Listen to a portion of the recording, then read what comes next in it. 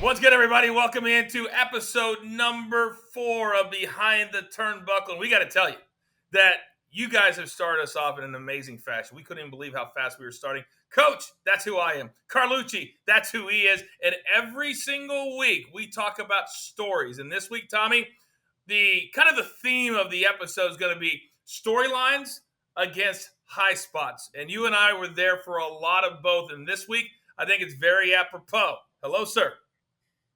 What's happening, Coach? I mean, we were there for a ton of spots, and we know a lot about storylines. So let's kick it off. You're damn right. If you don't know, if you're just checking us out for the very first time, that's Tommy Carluchi. Over 30 years, 32 to be exact, inside of the WWE. Me, well over a decade in the WWE. And this is all about stories. So, Tommy, last Friday, and I thought it was kind of brilliant how The Rock kicks things off, and then for 4 days, they were front page news. So I turn on my Instagram, and I see The Rock, and I see the little number at the bottom of the screen, and it says 16, 18, 21 minutes, and he stood there and cut a promo on Superstars, on Busted Open, and that started the really good storyline that they carried onto SmackDown that night. And so that's where I want to start, because when you can bring so many different guys and superstars into the equation by using social media, so that when the fans walk in the building that night at 8 o'clock Eastern time and they know what's going to happen, that to me was mastery, and The Rock did it again. He sure did, Coach. He tied in everybody. I mean, bringing in the guys in the Busted Open, how smart is that? Because he knew he was going to get a reaction out of LaGreca and the rest of the boys there. The same little show that we were a part of a couple of weeks ago, because they saw what Behind the Turnbuckle was going to be. And that was the thing, Tommy. Busted Open on SiriusXM is the #1 wrestling show in America. And right. When you can utilize, Tommy, social media, and you don't have to buy advertisements, you don't have to buy commercials, that was absolutely ingenious. And David LaGreca, say what you want. I was texting with it, Tommy. This was the highlight of his career, even though he was just undressed, literally, by The Rock. How cool do you think that was for Dave to get that call out? Oh, he's getting the rub. He's getting the rub from The Rock, Coach. He knows what kind of fan he is of Cody Rhodes. He added him in. He knew he was going to talk about it. It explodes social media beyond belief, makes everybody want to watch on Friday night. You're damn right. And Friday night, for people who don't know, that's the hardest night of the week to get anybody to stay home and watch a show. So Busted Open talks about it. They even did a special podcast where David LaGreca, screamed at The Rock, and you knew he was in character, so to speak. This is something, Tommy, that every non-talent, because I've met so many of them over the years, every non-talent wants to be a part of something like this because it's fun.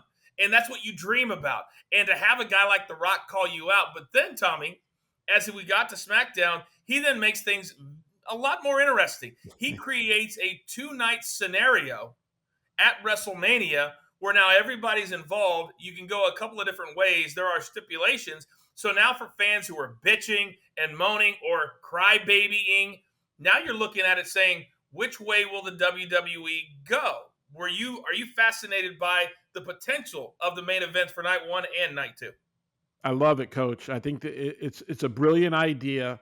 It gets people thinking about which way this match is going to happen. Is Seth and Cody going to accept the match? So on and so forth. So it was a brilliant idea by The Rock and the writing team to do that. And it keeps you guessing, again, what's going to happen at WrestleMania. Yeah, and it got him talking, Tommy, about all weekend long. And then we get to Monday Night Raw last night, and out comes Cody Rhodes. Out comes Seth Rollins. And they addressed The Rock. And I was a little bit surprised, Tommy, because all these guys have egos. And we know The Rock has egos.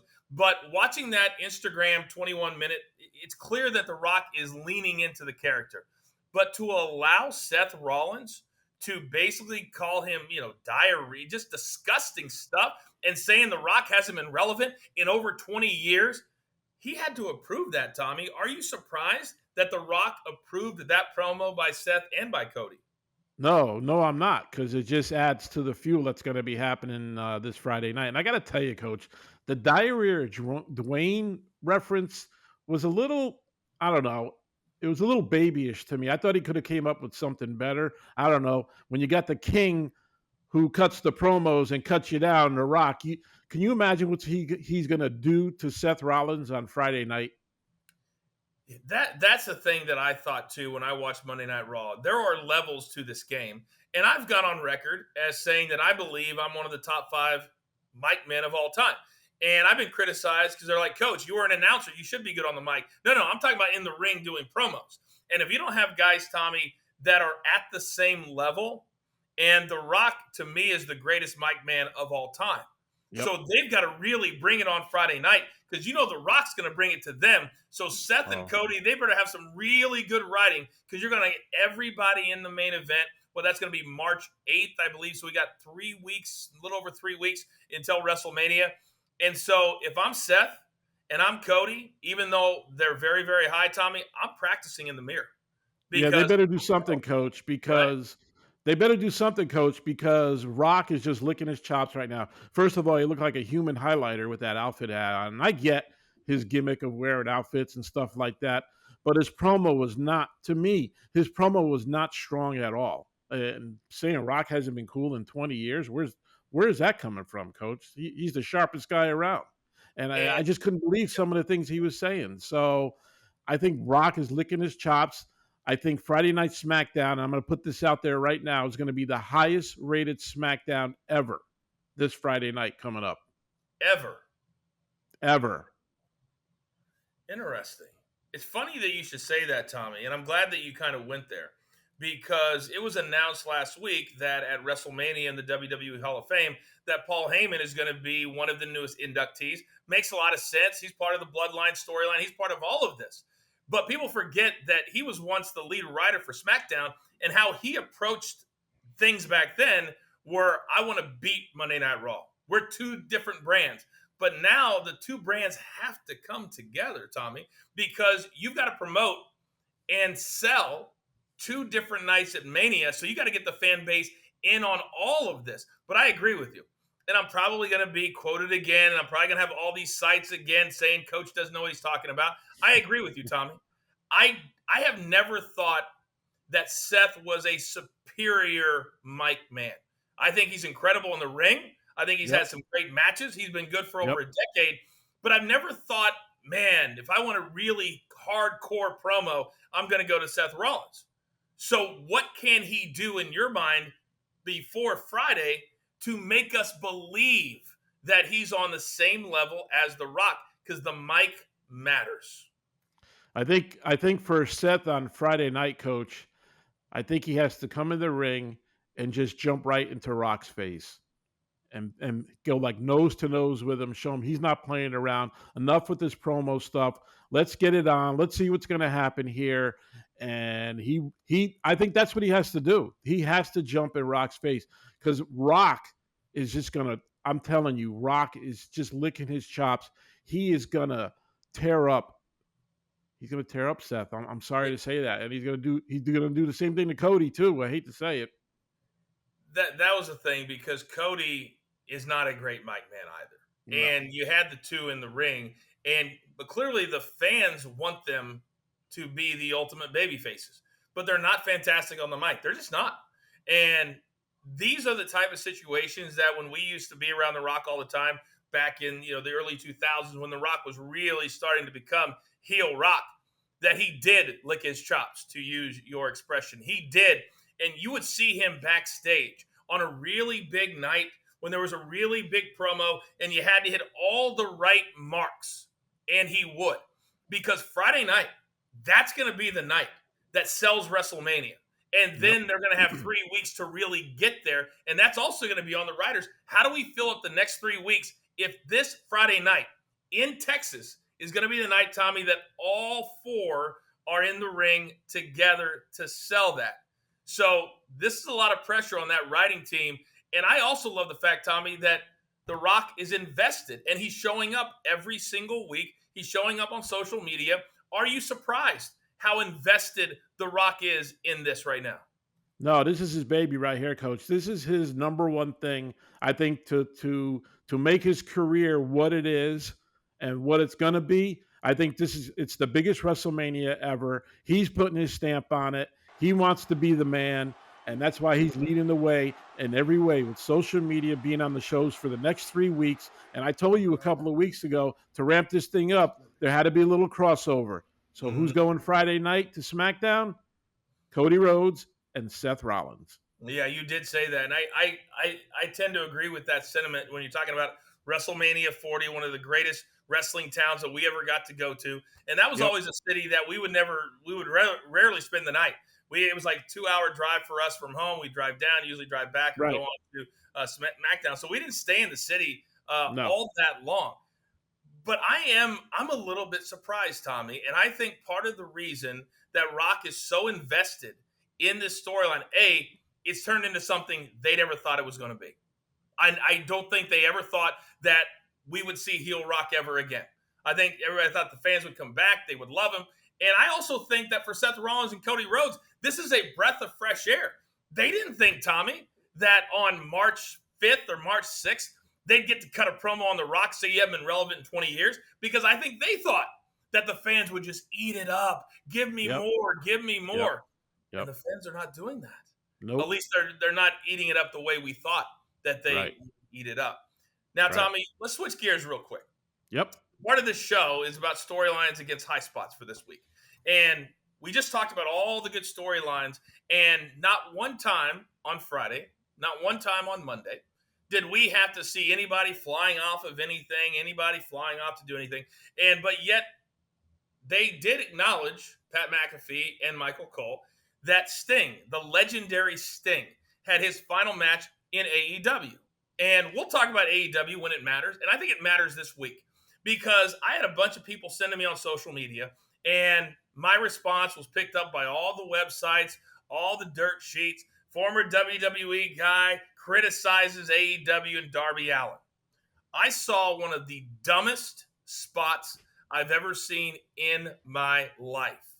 And it was, if people don't know, we're going to show you a picture of it, is Darby Allin flipping off the top through a glass table that was set up on several different chairs.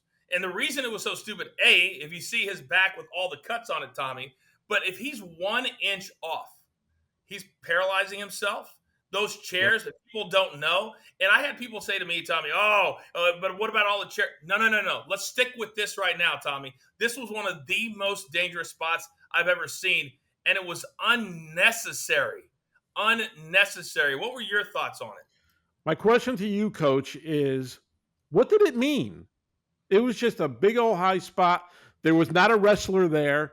It was glass. So why would you go to a top of a ladder and do a somersault down and land on your back on glass with chairs there? What did it mean in the match? Did it tell a story at all? What we talk about, there's reasons why objects come in the ring. There's reason why we do stuff. There was no reason at all. The man puts a glass on chairs, no other guy there, nobody there for him to hit, and he decides to flip off the ladder. I don't get it at all. It was the most, I've seen a lot of spots, and we both have. That spot was unbelievable. I thought he was dead. I swear to God. The blood, it was obnoxious. I know it was a pay-per-view, but that blood was a little much all over his back when they shot it. And I don't get the spot at all. It makes no sense in the match. And that match to me was a little bit of a train wreck. It started. So there was really no storytelling at all, but just a bunch of high spots. And that spot was unbelievable. Yeah, everybody said, oh my God, Darby Allin. You know, we remember Jeff Hardy back in the day doing some spots. But that spot had no reason to it. What did it mean? That's my point. What did that spot mean other than shocking people? Somebody tell me, please.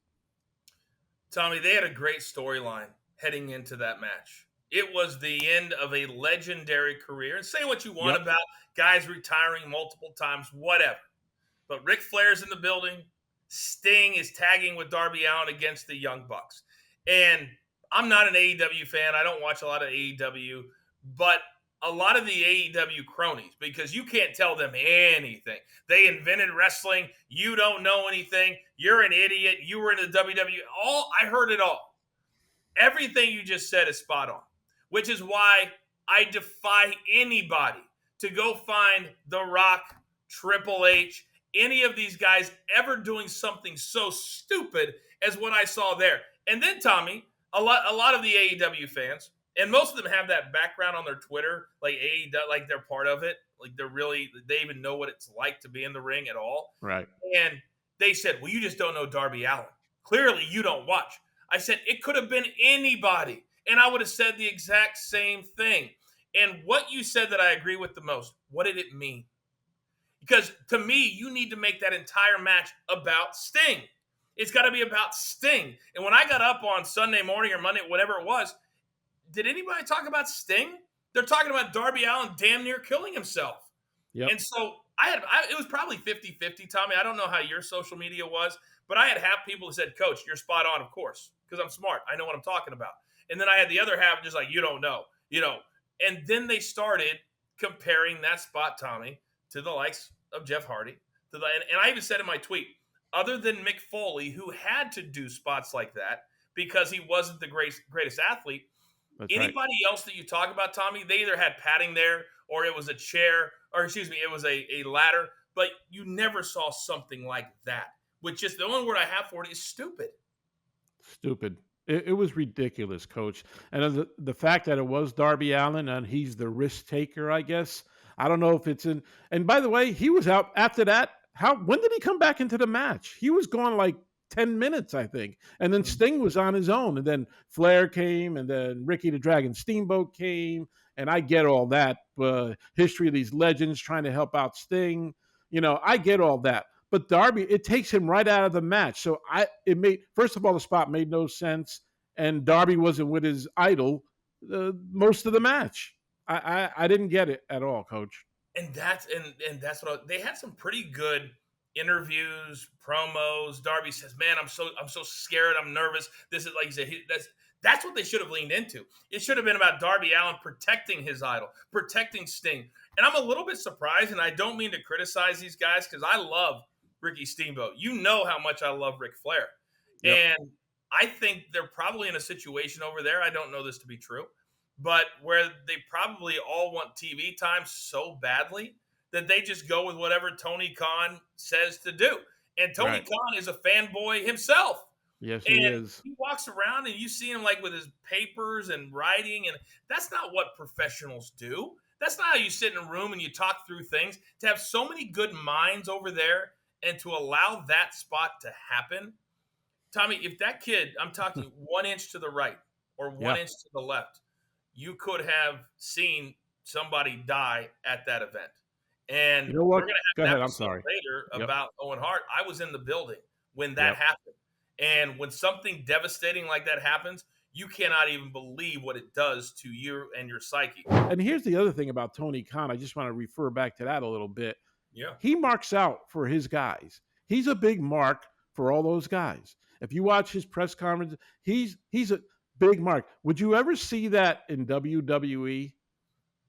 Did you see Triple H, or did you see our chairman back in the day mark out? Never. Businessmen. Businessmen know how to run a business. He's got a ton of money, Tony Khan, and he marks out for the boys. He probably was ecstatic when he saw that spot happen with Darby Allin. It's almost like they're toys to him, it feels like, because they were able to sign whoever they want at the time they were signing them. But now there's a reason Cody Rhodes left. There's a reason CM Punk couldn't get along. There's a reason for all of that. It's not just that those guys wanted to come over and make a bunch of money at WWE. If things would have been good over there, and the other part is if you're Tony Khan and you are the person who runs the entire company, it begins and ends with you. And I said for many years, I did not like the fact that, and for people who are tuning in for the first time, we will talk about Vince here on the show as the person who ran from a storyline perspective, none of the other crap. But I didn't like the fact that everything began and ended with Vince. He had the final say in everything. And that's how they run it over there. Because we saw some of the behind the scenes stuff, and Tony loves to talk his way around things because he doesn't want to be honest with his guys. And he should be pulling Darby Allin into a room and saying, "Listen, buddy, do you want to be wrestling by the time you're 35? Do you want to be alive when you're 35? Then you've got to figure out how to tell a story in the ring And Yep. maybe go watch the guys like The Rock and Seth Rollins and these guys that tell a story and make you care so you don't have to do that. None of those You're guys would absolutely ever do right. that, You're right? absolutely right. So what are they going to do? Play Can You Top This? Where do you Somebody's go going from to try to do something bigger or better or more gross looking than you ever seen when that happened when he came off of that ladder. there? So Well, you can even talk about guys, Tommy, that are in AEW right now. Would Chris Jericho ever do that? Would he ever hell do that no. spot? Hell I mean, no. it's absolutely bananas. So anybody that tweeted at me or Tommy and said, "Oh, well, what about this guy, this guy, this guy back in the day?" None of the spots were like this or that stupid. Which Tommy brings us to story time on Behind the Turnbuckle. And this week, we're going to talk about a guy that you and I like very, very much. 3 different spots that he did that were absolutely bananas. And I'm talking about one Shane McMahon. Now, before we get into the spots, the 3 spots we're going to talk about that we were there for, got to watch the previews, is I've always said this, Tommy, and maybe I've overrated him a little bit because I really like him as a person, and Me too. he got out way ahead of us. Where do you rate Shane McMahon as far as, let's say, I put him in the top 20. If his last name wasn't McMahon, I think he would have been a top 20 performer of all time. That's how good I thought he was at times. I totally agree. I mean, the kid laid his body on the line. He wasn't a bad. He cut a pretty good promo. Wasn't great at it, but he cut a pretty good promo. But he was willing to do anything in the ring to get himself over and to get himself over with the boys too. Let's face it. I mean, that's the boss's son. He could have walked around with a big attitude. I can do this. I can. He was a regular guy. He wanted to be one of the boys, and he ended up being one of the boys on a lot of his matches. Yeah, Tommy, me and Shane McMahon had a lot in common from this perspective. For people who don't know, when you say one of the boys, that means you are considered one of the wrestlers. That means you can walk into the locker room and nobody's going to say anything to you because there's certain people that are allowed in the locker room, certain people that are not allowed in the locker room.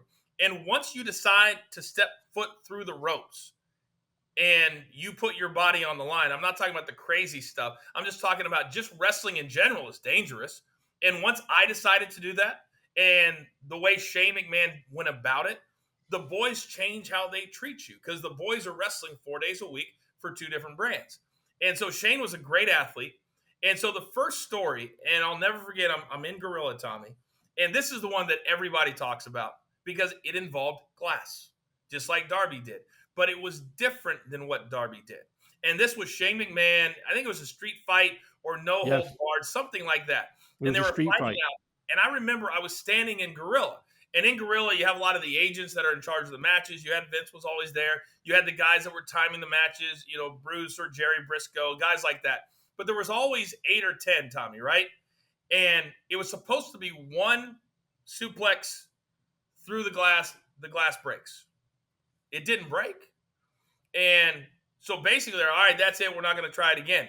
Shane was so insane and so crazy. He was like, we're doing this spot. They do it Yep. again. It doesn't break.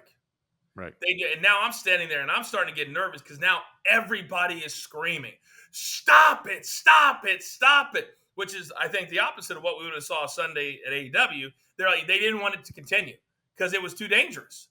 That's Shane tells Kurt to do it again. Do it They again. do it a third time. It doesn't break. Right. Until finally it does break. And Tommy, I thought that was one of the craziest things I'd ever seen.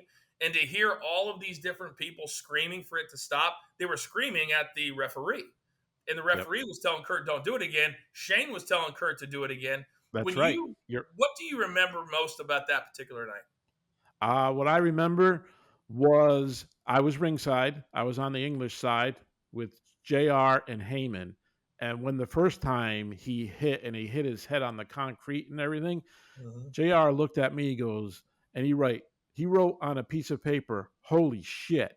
And then Heyman just gives this stare to Jim Ross. He's going like, what the hell's going on? And then if you see Kyoto, he comes over, you know how they check the hand to see if they're okay. And if you watch the match very carefully, Kyoto is orchestrating that whole thing right there.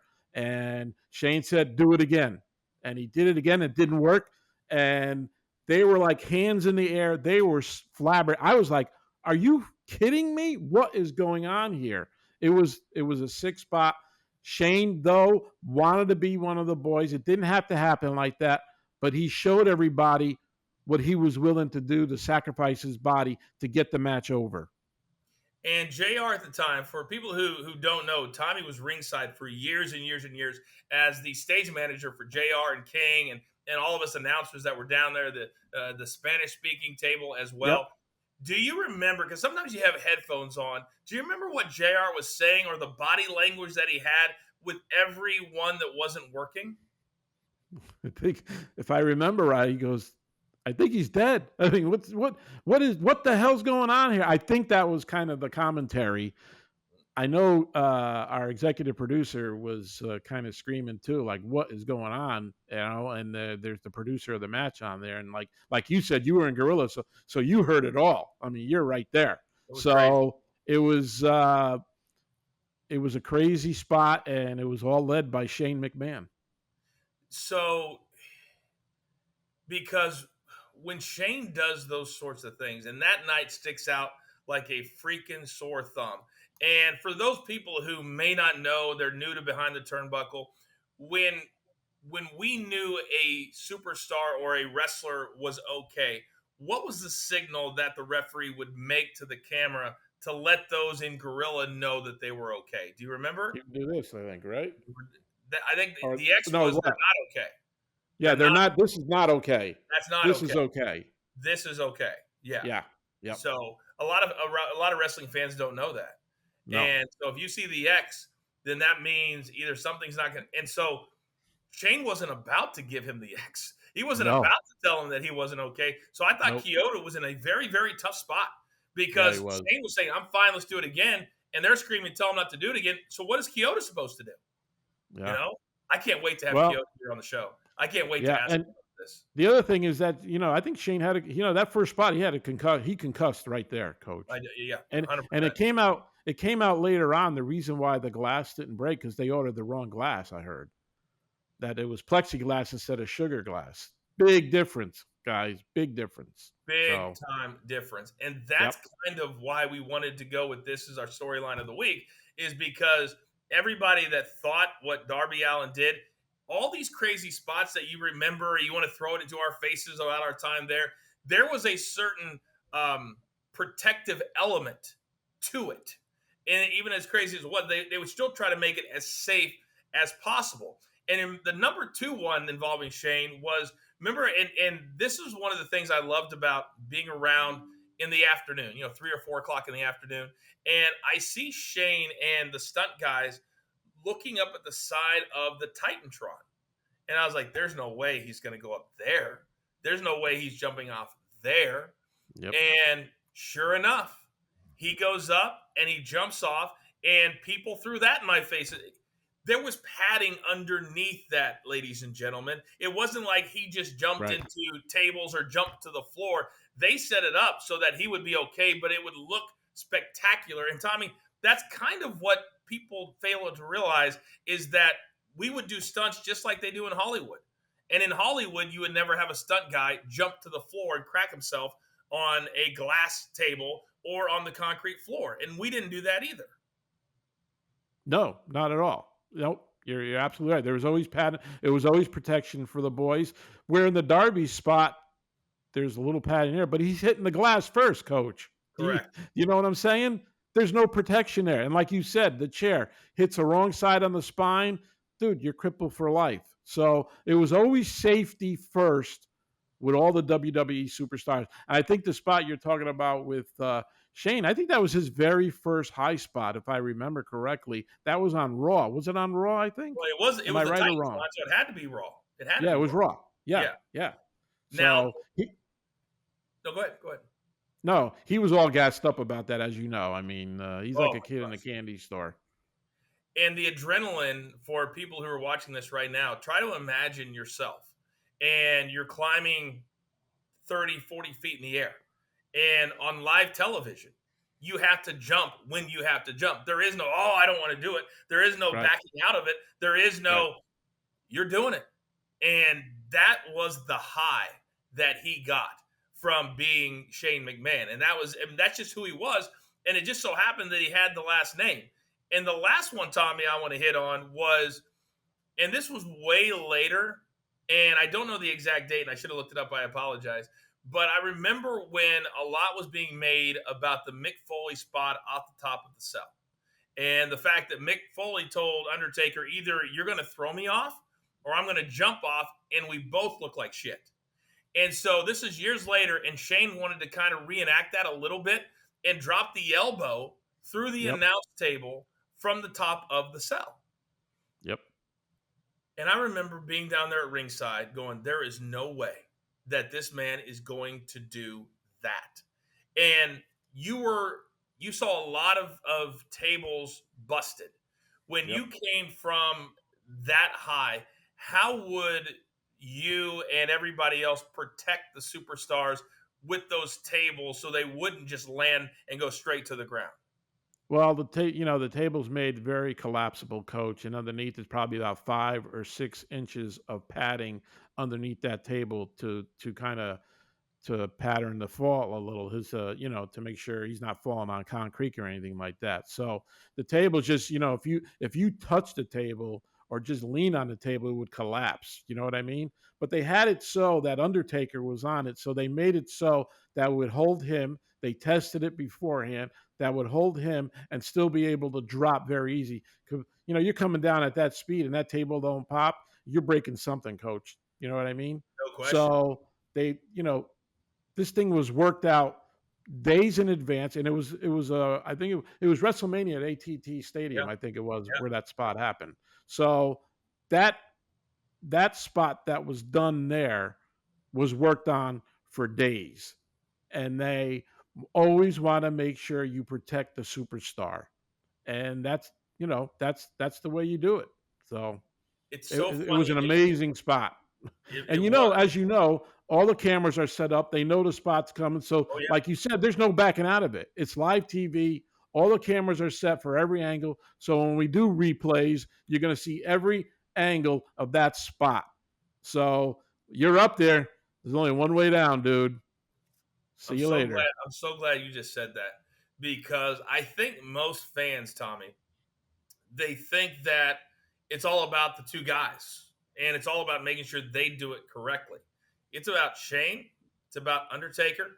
It's about the stunt man who is setting up the table and making sure. And just so people understand, throughout the day, they would put signs on the tables and say, "Do not lean on the table. Do not Right. touch the table," Right. because it was set to a just the specifics of doing stuff like that was incredible. And I loved looking at it. But then you've got the producer, has to be the right. The director, you got to cut the cameras correctly. Then how about the 3 or 4 cameramen that are at ringside that have to hit the right shot? You got to get the face. You got to get the elbow. You got to get Taker. You're talking about 10 to 15 to 20 people that have to all be on the same page, not just the two guys that are in the match. And that was I like to call it the dance of producing a spot like that. That's why we celebrated after those big shows, because it That's was right. it was cool and it was so hard. And you would also play a really important role. You may not be jumping off of there, Tommy, but they would always include you, and you had to make sure you're in the right spot because you're going to be in the magazines. You're going to be on the whole videos. How much did you think about that kind of stuff? Um, I thought about it a lot. I just wanted to make sure I was doing the right thing for the announcers and making sure that I was well out of the way and I wasn't a part of that spot at all. The whole thing is you make yourself scarce. It's not about you, it's about the boys, it's about the superstars doing what they have to do. So I had to make sure, the boxes are pulled for the audio so that it's not part of the table. So when they land on the table, rips your headset off and you don't have no box. And now we have no audio. We got a pay-per-view going on here, people paying money, and now we don't have no audio. That was my main responsibility, is to make sure these guys had audio. We knew the spot was coming, pull the boxes out. JR moves out of the way, or whoever the commentator is. They both move out of the way, get well out of the way. The camera guys are all set. because it's a TV production. It's not just a pay-per-view match. It's a TV production, and it takes a mountain of people to make sure when Shane's coming down, we're going to give you every angle of that fall for everybody to play back a million times over. And it's history, it's recorded, and we have it for life. I can't tell you how many times when I was doing commentary at ringside that something big would happen, and you can't predict everything. That's for damn sure. And we would lose our monitors. And a lot of times when you're calling a spot, you're calling a match, you rely on the monitor and not necessarily looking at the ring, because you have to call what is being shown on television, What's not being cut. what's being cut. And so sometimes after those big spots, you would have JR or Michael Cole or myself or whoever, and you'd have to call it basically blind, because there was no resetting up the monitors after that spot. So, That's but right. that was also kind of fun, because that didn't happen very often either. Yeah. Yep. So that was the job of the floor manager, to make sure the commentators get set up. Table spot happens. Let's try to get the monitors working. I'm working with the A2 there, who's right next to me. That was my job, to make sure we stay on the air, everybody hears them, and they can see everything. They can't look in the ring because they don't know what's being cut by our director in the show. So it makes no sense to look at the ring and look at the match. They could be calling something, and the director is cutting something completely different. That's why you don't look at the ring when you call a match. That's 100% right. It's 100% right. So many different ways. And hopefully you guys, when you watch each episode or you go back to watch an old episode, we kind of educate you a little bit. I love to say educate and entertain, because when you're watching at home, I would love, Tommy, for people, as we're a year into this or 2 years into this, to have somebody come up to me, perhaps at a bakery, like what happened to you this week, where you're this big star from the show now. People are walking up, you're trying to buy your rolls, and they're stopping you. And have them say, you know what? I've learned so much from the stories that you guys tell that I never knew. So now I don't read the dirt sheets anymore. Now I don't read all that, because I just want to enjoy it. That's what I want out of this. That's what I want. Coach, I totally agree with you, because you know why, folks?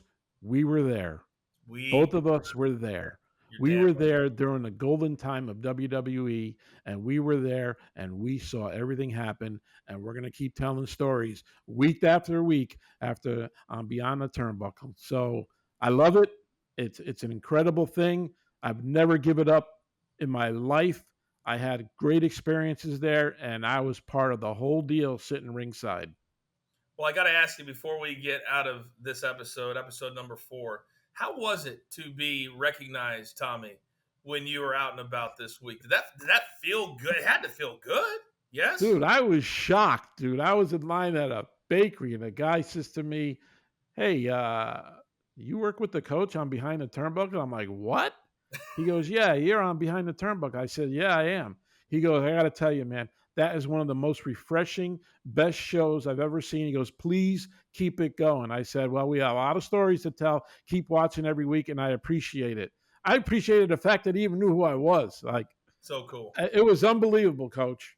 Which leads me to, we have a lot of comments. If you want to see something, or there's a story that happened during our time there, or hell, it even happened when we weren't there, and you want our perspective on it, put it into the comments, or send us a tweet on Twitter at BT_Tommy C, I believe is yours. At the Coach Rules is mine. We've got years and years of content to fill. So we want to do what you guys want us to do. After WrestleMania, we're going to start adding interviews. We're going to start adding guests that were there as well. We got so many fun stories that you guys have no idea what's coming. So just subscribe to the channel, like the episode, share it with all your friends, because damn it, we love doing this every single week. Tommy, absolutely. Enjoy SmackDown on Friday, okay? Yes, I will. All right. That's going to do it for us for episode number 4 for Producer Man. Behind the scenes, always making the show look like $1 million.